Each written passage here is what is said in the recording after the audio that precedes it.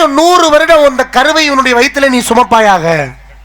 சுமந்து என்ன 1 வருஷம் ஒரு குழந்தை இருந்தாவே காலு கை மூக்கு கண்ணு காது முடி நகம் தனியும் வளர்ந்துருது வயிற்றுக்குள்ள. 100 வருஷம் ஒரு குழந்தை அவனோட வயிற்றுக்குள்ள ஆம்பளை வயிற்றுக்குள்ள இருந்தா எப்படி இருக்கும்? முடி இடி நகம் கையெல்லாம் வளர்ந்து நகம் இடுப்பை கிழிச்சுக்கிட்டு பிறந்தான்.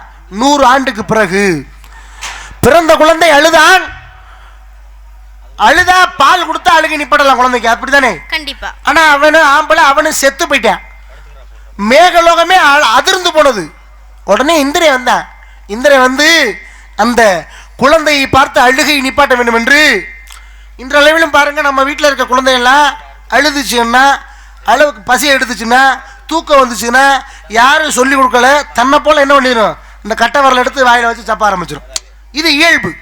இது எப்படி ஏற்பட்டது என்றால், அன்று இந்திரன் பார்த்தான் இந்த குழந்தையோட அழுகை நிப்பாட்டணுமே, இப்படி அழுகுதேன்னு கட்டை வரல எடுத்து